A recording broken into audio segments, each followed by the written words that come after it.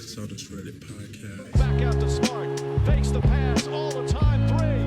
Bang! Gets Williams screen. Lobs it up for Robert Williams. Shouldn't he know? Jaylen Brown. What a thunder! Tatum. Durant, the long reach. Tatum crossover, pull-up jumper. It's good. 50 points for Jason Tatum.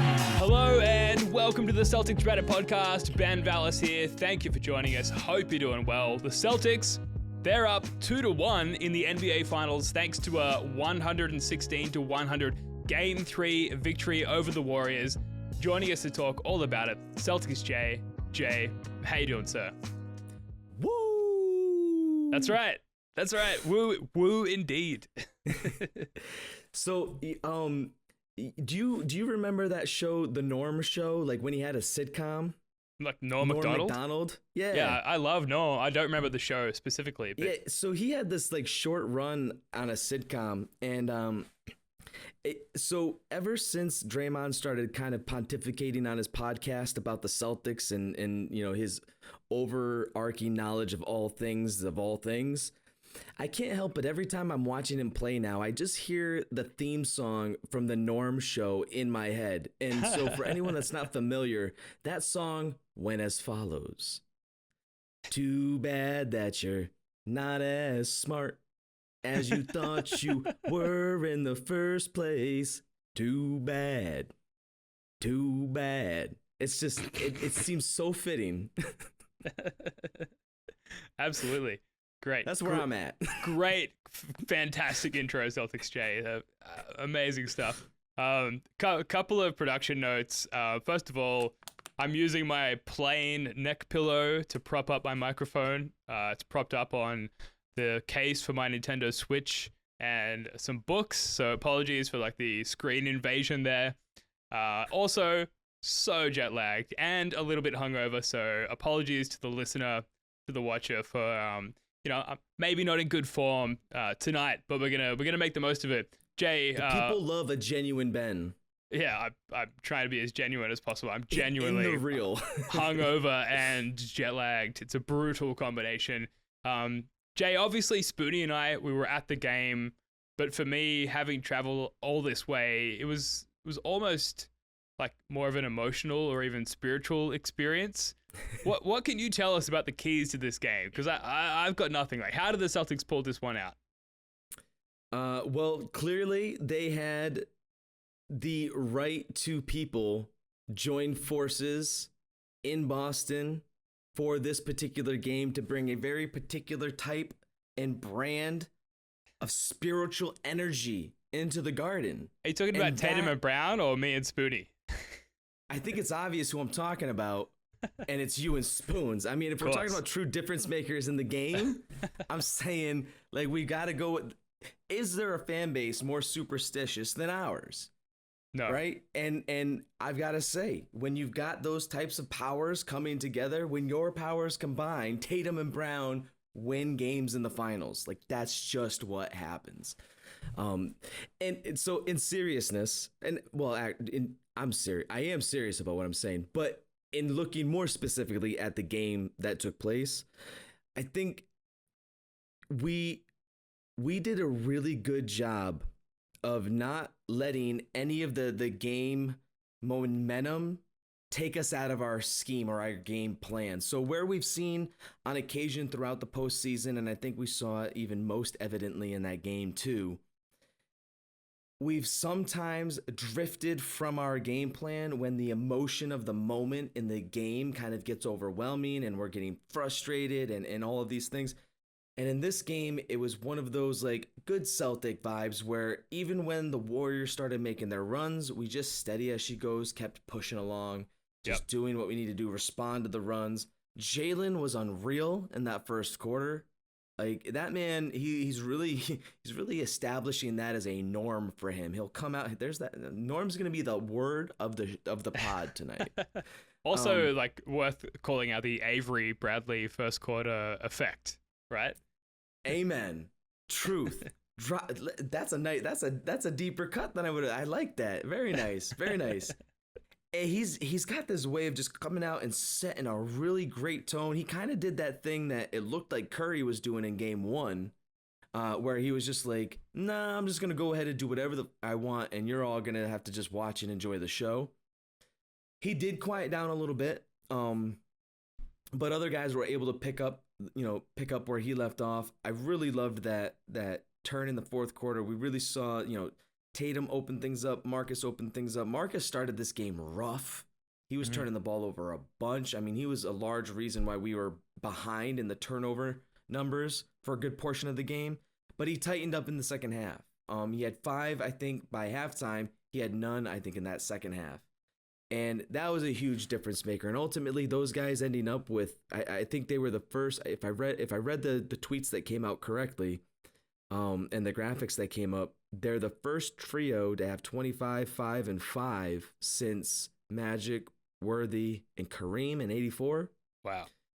And that kind of tells the tale. That's where it's at. And then I think the unsung hero of the game, Draymond Green, was definitely yeah, Draymond, that guy.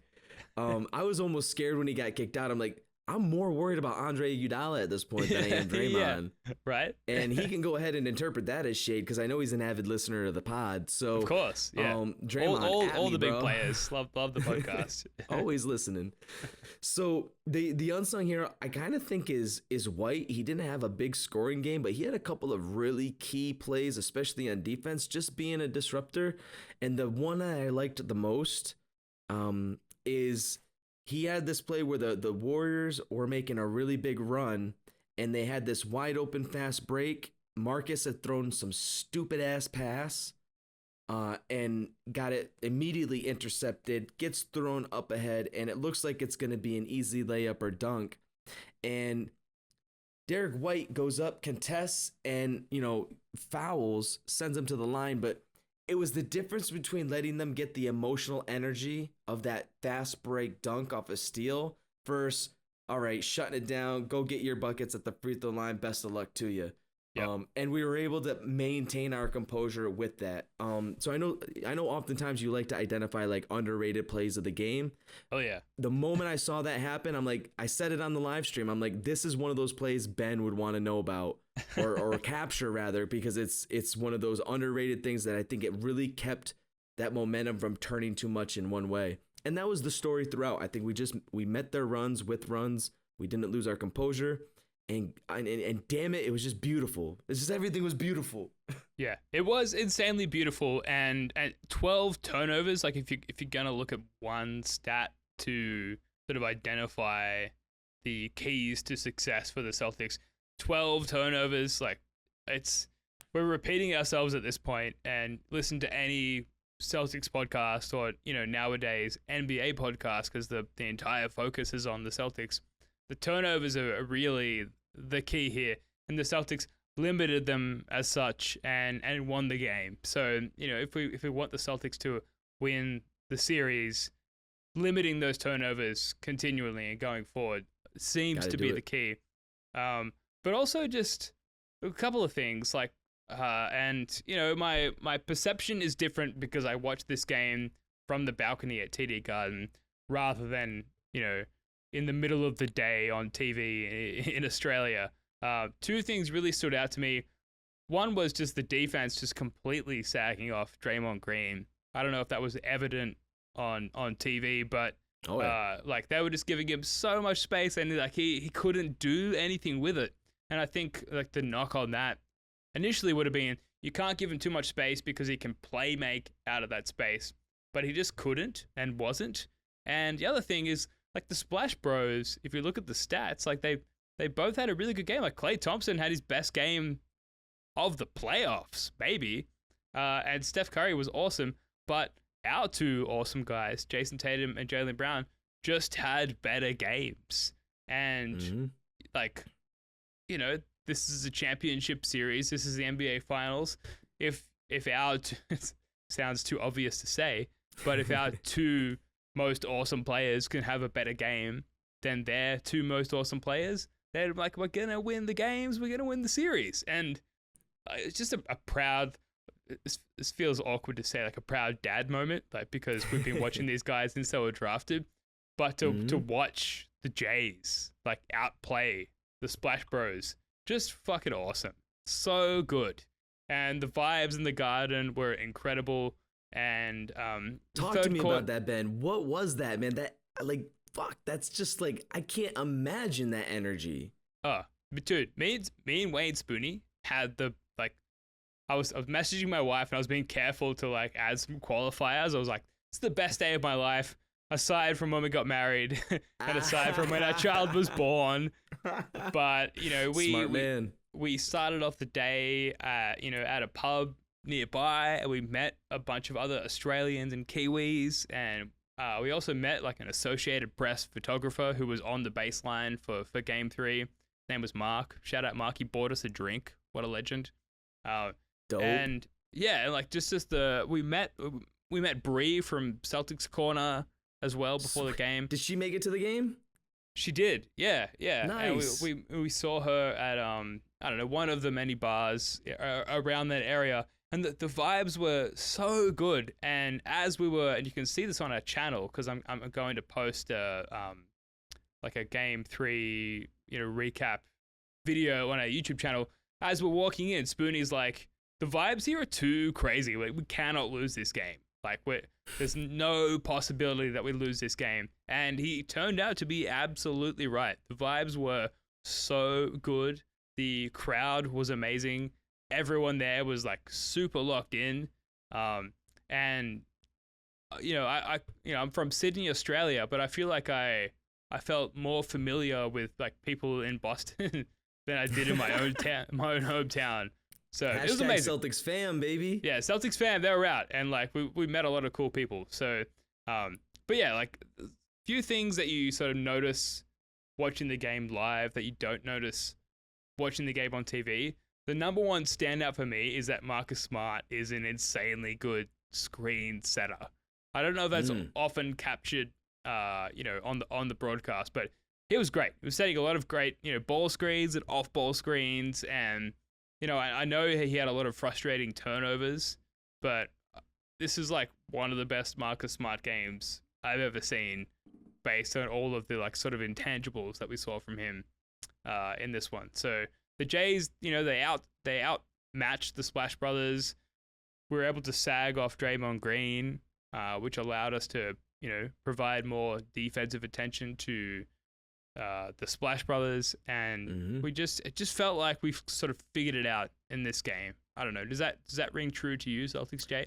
Yeah, and it kind of, in truth, right? It kind of felt that way in Game 1 too. So like, there's still a part of me that's like, let's not get too cozy, but at the same time, the thing is, and at the point at which any team gets to the finals, you figure you've got to feel that way. You got to feel like if you make it to the finals, then right, if you play your best game, you should expect to be able to win.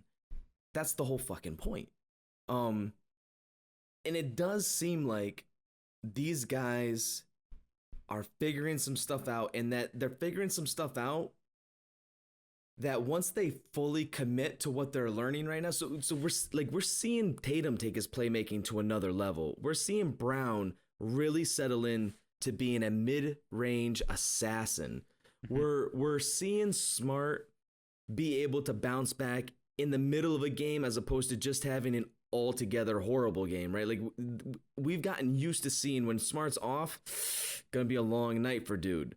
Where now we're seeing, all right, Smart's making adjustments at halftime, and now he's not throwing any turnovers at halftime, and he's getting his buckets up to 25, and he's getting 5 boards. Like, just doing all of the things that the team defense really seemed locked in again. It makes it so confusing how Game 2 went the way that it did, other than we just couldn't hit shit. Yeah. And I guess right now that's still the one sort of like lingering concern that's always going to be there.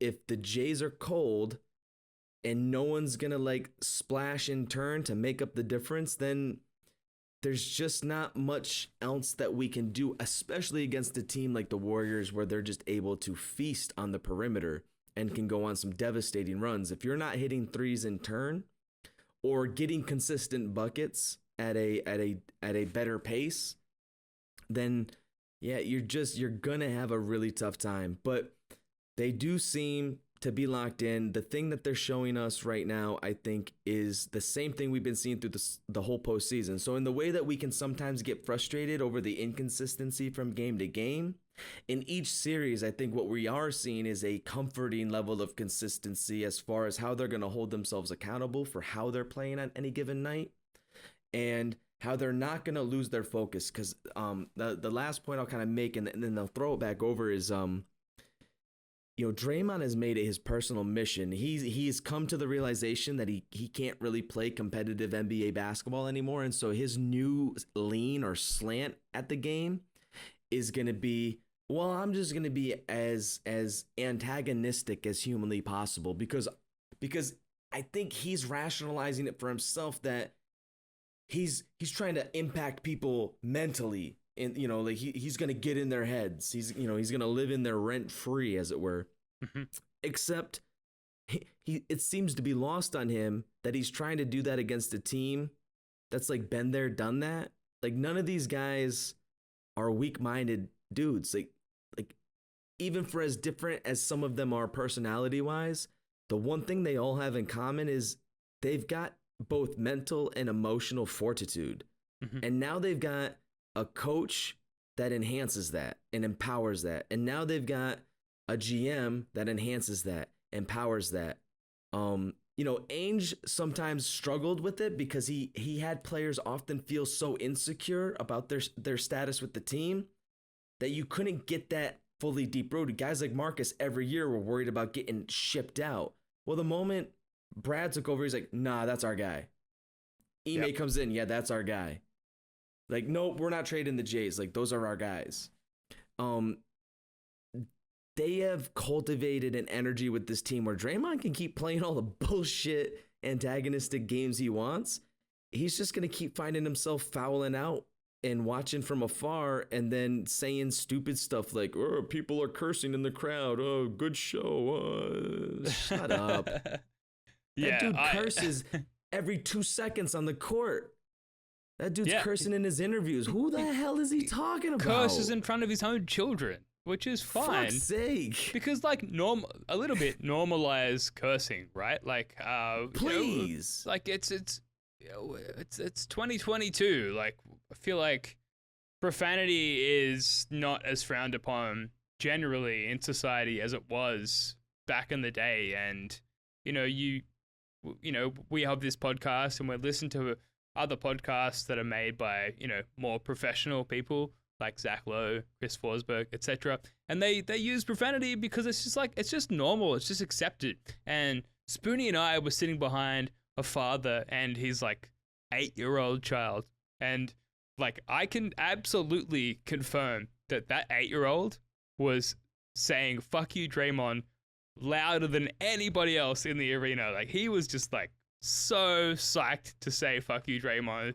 And it's not like, his life will be ruined as a result. Like, he's just being a sports fan in the moment, having a great time there with his dad. So I don't know, Draymond didn't like his wife or his fiance or whatever it is, tweeted out some sour grapes, some real sort of pearl clutching takes. It's just it's sports. And as long as we're not going over the line and, talking about race or, whatever it is, if it's just a clean fuck you, that's completely fine in my book. So, I don't know.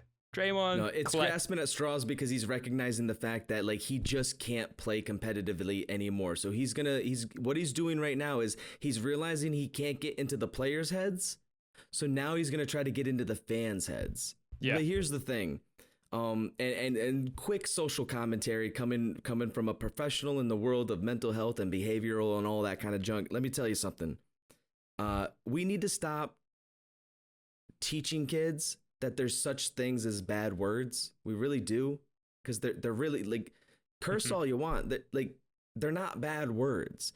They're all words that you can use for bad reasons or with bad intentions. If you're using here's the thing, I can use no curse words and I can say some vile stuff. Sure. And what? Because I'm not cursing, that's okay? Of course not. I can be rooting for my sports team, having a beautiful moment connecting with my kid while we're just letting our emotional energy pour out, and we're connecting with thousands of other people galvanized around a common interest. I'm sorry. I don't see that as socially destructive. Draymond needs to get off that soapbox because, first of all, it's ingenuine. And if he is genuine, then it's irresponsible or uninformed. And I don't think he's either of those things. I think he's a pretty smart cat. So he needs to stop with all that, stop being overly sensitive, and let fans be fans. If there's a line where we're getting to the point of dehumanizing people because they're entertainers, no, screw all that. We're not tolerating that mess by any means. But I'm right on there with you. What do you think about the hashtag new media? Because for me, what does that mean? Players playing a game and then going back to the hotel and then podcasting about it. That to me is awesome. That's sure, we might all be out of a job, not that we get paid for this shit, but right.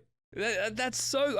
I would love if Marcus Smart went home from a Celtics game and recorded his thoughts and published it.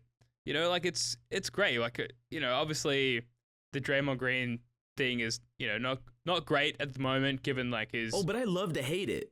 I love to hate it. Yeah, but it's fun. It's fun, dude to keep talking. I want him to, and not because I want him to antagonize. So we play, because like I said, I do think dude is a genuinely he's a smart cat. He knows the game. He knows ball, and I think he's coming from a place of love and appreciation for the game.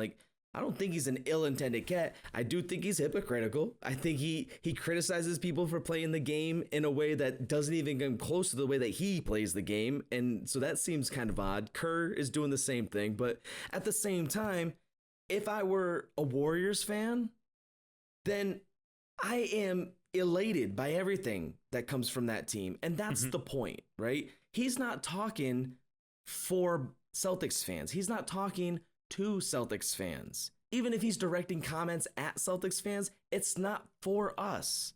It's for the Warrior fans. They need something and someone to galvanize around because they're down 1-2 right now. They need to find that energy that we had in the Garden for game 3 for themselves to try to come back. What he's doing is completely appropriate. And I'll criticize it, but it's not from a place of I want him to shut up. He absolutely needs to keep doing what he's doing. The fans, I have to imagine they love it just the same way that we respect it, and they deserve it because that's amazing. Because like you said, if it was smart, it just wouldn't matter. I'd be on board. Again, unless we're getting to the point where we're trying to hurt people, do your thing, imagine man. that. Imagine the Marcus Smart podcast. That would be we would have to shut up shop here if that because that would cover. I would lose it. Yeah, you'd never hear from me again. Well, I'm going to start to sort of move through some of our content here, just as I need to go to sleep. For sure. Reddit user Agro Craig said Marcus Smart picking up the ball out of the fumble scrum and drawing an anger foul from Draymond, his 6th, was such a badass way to end the game. We have the current defensive player of the year. He doesn't make podcasts. He makes game-winning plays. Winning plays. Hell yeah. Hell fucking Dude, can I get that printed out and framed, man? I'll put that on a t-shirt. I'll send it to you, Celtics J. I love that. That's the amazing. Gospel. Yeah, absolutely. That's exactly what that is. Yeah, I mean, in this game, and it was really apparent from being there, we just out Draymonded Draymond, and it was, and we all respected Draymond and how he'll probably return in game 4. There was just these pathetic gasps from Draymond that didn't catch on. We just had an answer for everything that he could have laid out for us. And not only that, but, our switching defense and our, they obviously try and they target a mismatch for Steph Curry. And whether it was Derek White or Peyton Pritchard or anyone from our bench, they just didn't, we didn't present to them an exploitable matchup. And, Curry had a good game, and Clay had a good game. That's the amazing thing. Curry and Clay both played so well, but it wasn't enough. Between our defense and the performance of our two best players and Marcus Smart, they just couldn't, they couldn't hold a candle to us. And if our best guys can play even an average game while playing, the standard of defense they've played all season, we can absolutely win this series, which is crazy. Just need 2 more. Yeah. It's 2 more. It's insane. What do you think? What's the pathway there for you, Celtics Jay? Is it clear to you how the Celtics get from where they are now to a championship, or are there changes to be made? Yeah, no, the path is clear. Just do you think? Just keep showing up to the games, and they're gonna win 2 more out of the next 4. Yep, that's it. It's good. Listen, before anyone gets super concerned about jinx. I've been saying this since preseason. I'm not changing my mind now. All right, I decided the moment that we put Brad in that leadership chair, the moment we committed to Marcus Smart, the moment we committed to Rob Williams, the moment we committed with Ime Udoka, I was in. I believed in what the team could do, and I'm not changing my mind now. There's not a doubt in my mind that Banner 18 is going up, that we're witnessing the emergence of something uniquely special that several other teams have really tried to do, and the only team that's come close to it in recent memory is the Warriors. But even in their case, some of what they accomplished was bought. Right, because you bring on KD with the explosion of that salary cap that particular year. I'm not discounting. I'm not on that tick. But I'm just saying, the way that it comes across, the way that people relate to it and understand it, the Celtics are really essentially doing the homegrown dynasty, and just keep watching. When Marcus emerged with that ball from that scrum, the only thing that I could see in my mind was Paul Pierce with the ball when he got it in the final seconds of that Eastern Conference game. And me and Spooney, in the game, we're both let's go! And today, both him and I have no voice. I went out to a couple of bars afterwards and met up with some people. No. And I could not speak. It was just my voice was completely. Hey guys, what a great game. Yeah. I was but it's because you're around good company and Celtics fans who know what happened. You can kind of mouth what you're saying. You can be it was great that they were able to sag off Draymond Green, and Marcus Smart as a screen setter is amazing, and Tatum getting into the paint, and you can mouth all of that, and people are in the know here in Boston, as opposed to where I come from in Sydney, and they get it. It's fine. You can have a silent conversation with a completely lost voice and still connect. So it was completely fine. Anyway, sorry, I digress. No apologies necessary. That is exactly how that doesn't sound like digression. That sounds like expression of elation. Look, that's beautiful. I gotta say, Spooney and I had the best day.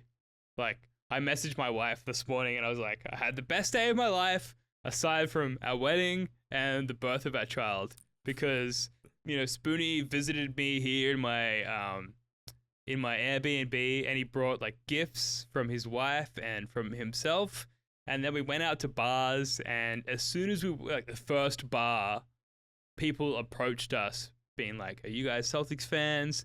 And we hung with those guys all day.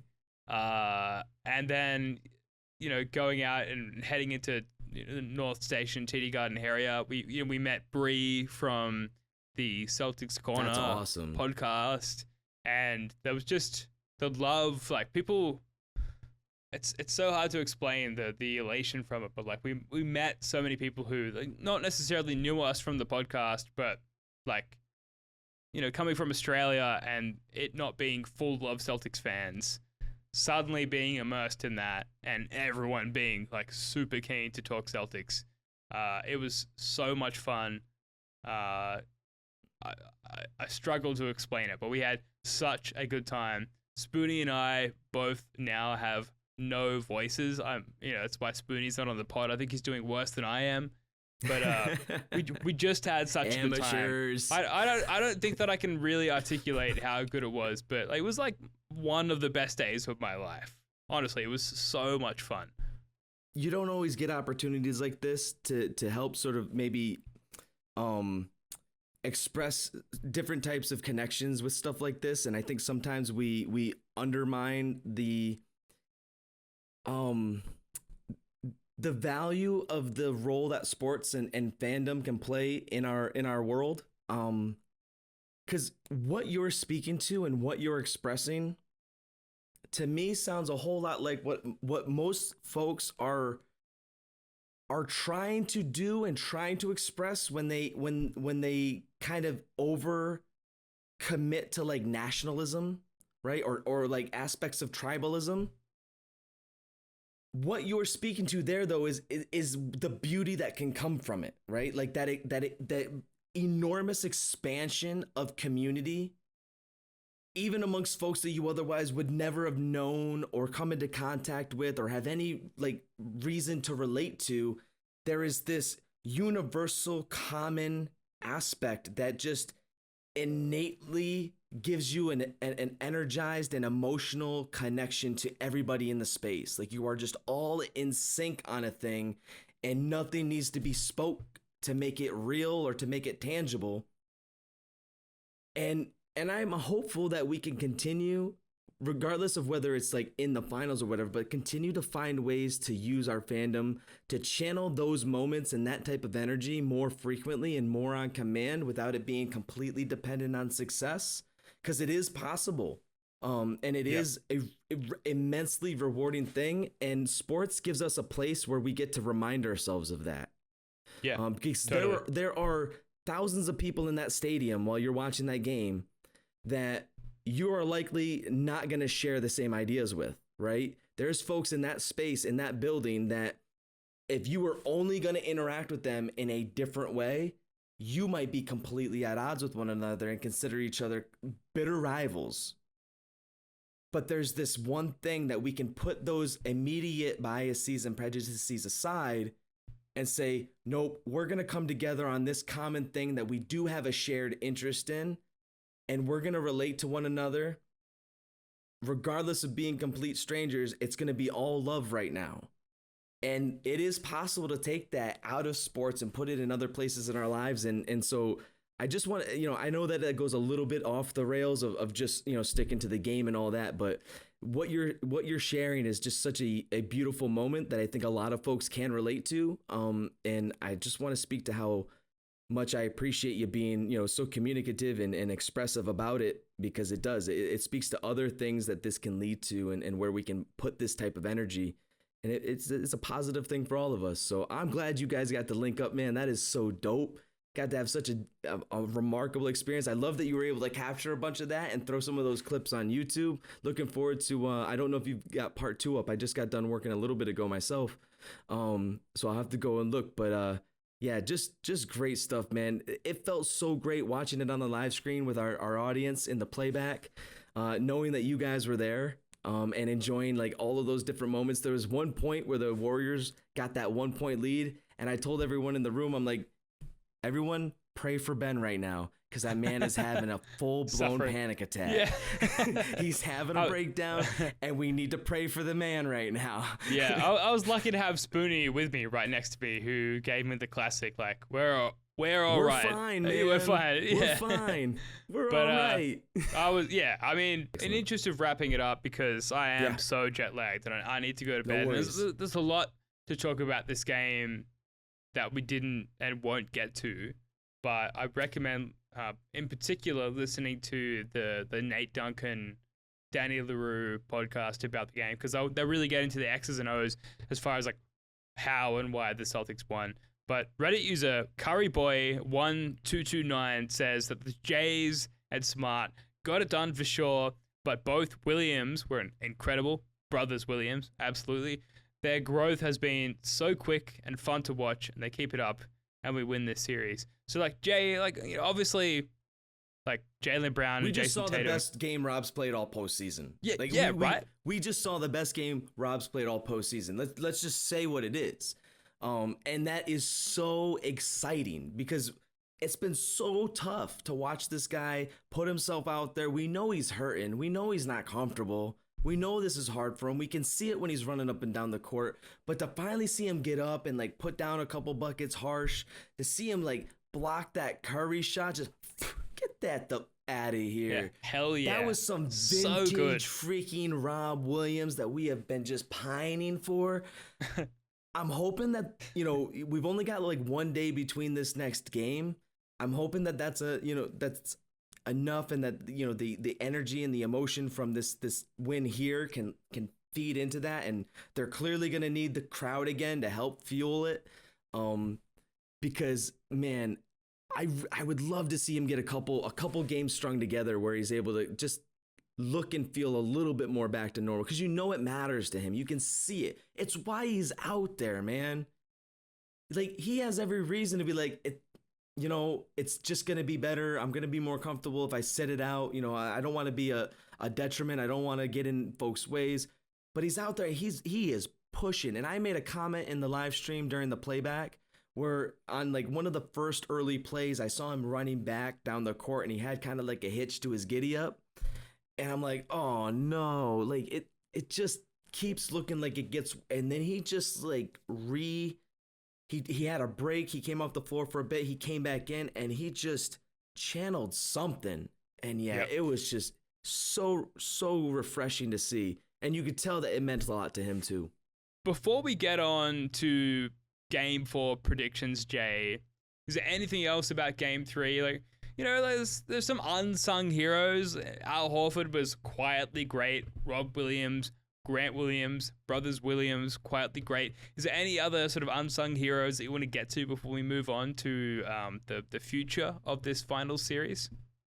I think every chance we get, we should always make sure to give the proper acknowledgement to what Ime Udoka is doing with the team. Sure. And the role that he plays in how these men have found a way to channel all of this energy and all of this potential that we've seen for consecutive years and really just put it where it's been intended to be, right? Like, these guys have had all of this potential, all of this willingness, all of this commitment, but they just haven't seemed to know quite how to get it to come all together. And this man has come in his first year as a head coach, went through some hellish struggles, and throughout this playoffs has just demonstrated that he is just not a coach to be trifled with. These players will do whatever is asked of them from him because I think they believe and know that he's got their back. And I think, and I hope that the same can be said on that other level between him and Brad. It certainly would appear that way. And it would certainly match what Brad learned under Danny, because that was one of the staples to Danny's tenure as an exec with the team. You know, that just unwavering faith and commitment to his coach. And so I just want to hit that before we move forward. I think it's important to make sure we acknowledge Ime. Yeah, totally agree. And it's just, you know, going up 3-1 as opposed to going back to Oracle. It's not Oracle, Chase Arena, whatever it's called. Tied They're not the New Jersey Nets, but I still call them the New Jersey Nets because fuck them. Yeah, you get it. Yeah, like that's just such a difference. Sorry, Draymond. We'll send out an edited version. Notable listener, Draymond Green. Yeah. Thank you and hello, Draymond. Hello. Just, you know, it's not a hot take. It's obvious, but the difference between going back to Oracle 3-1 versus 2-2, like 2-2, it makes a best of 3 series, and you give home court back to the Warriors. If we can win Game 4 in Boston, then it's just like we can just snipe that final championship winning game. And then it's like all of us streaking down, the streets of our local neighborhood completely naked. Literally streaking. Yeah. We're always streaking. Yeah, I will do that. I live very far from Boston in Australia, and a lot of people will be very confused. I might end up in jail, but I just feel the need to get naked, if that happens. But we're getting ahead of ourselves. But we need to win Game 4, essentially. Yes. So Prodigy Gamer 75, a Reddit user, says if we go up 3-1 tomorrow night, I'm fully confident we win the series. Jay, are you on board with Prodigy Gamer there? If we win tomorrow night, is it a wrap? Well, real quick, I just want to say, if Prodigy Gamer is listening to the pod, if this is the same Prodigy that happened to actually be on the Celtics Corner pregame show with us, hey, what's up? Just wanted to say, it was great to meet you. If you're not the same person, sorry for mixing you up. I don't think all Prodigies are the same, so I don't want to go down that road. I think it's the same person. But it was actually great to meet you. And Rashid was on the pregame as well. There was some guy hosting, like Smooth B or Smooth Take. I forget exactly what his name is. But I'm kidding. It's B Smooth. Much love, Celtics. Some unknown fool. Some unknown guy unknown with like 8,000 plus subscribers on his channel. Like, kudos. Yeah. Kudos. And actually, I ran into Bree from Celtics Corner last night at the pub nearby, and I immediately made a beeline for her, and I was like, hey. Yeah, it's amazing. We had a good time. Basically cousins. Yeah, it was awesome. Yeah, and she recognized me, which is very surreal. But sorry, go ahead. Right? Hey, hashtag Celtics fan. That's what this is, man. And that's what I feel like we've been really pushing, especially since we started the playback is really emphasizing that this is about building community, not just for when things are going well, not just for when we're in the finals, but for when we struggle and we lose, even for when things aren't going well. That's when you need that dynamic the most. Yeah. Not just to wallow in the abyss and the dismal feelings, but to galvanize and to come together and to find ways to still feel hopeful for what comes next. And so, looking ahead at Game 4, here's the thing. And I said this a little bit earlier. I already believe wholeheartedly that we're going to win the championship. I wholeheartedly believed that going into the season. I wrote a whole freaking beat poet diatribe about it. That's where I'm at. I will socially embarrass myself online, knowing that maybe 8 people actually view the thing, but that's okay. You're like the early Bob Dylan of Celtics fans. No. Oh God. So yeah, whether we win or lose Game 4, I still believe we're coming out on top. I do think what I will say, though, is if we win Game 4, there is a psychological component to that lends itself in favor of Boston being able to pull this thing out, especially in a Game 6.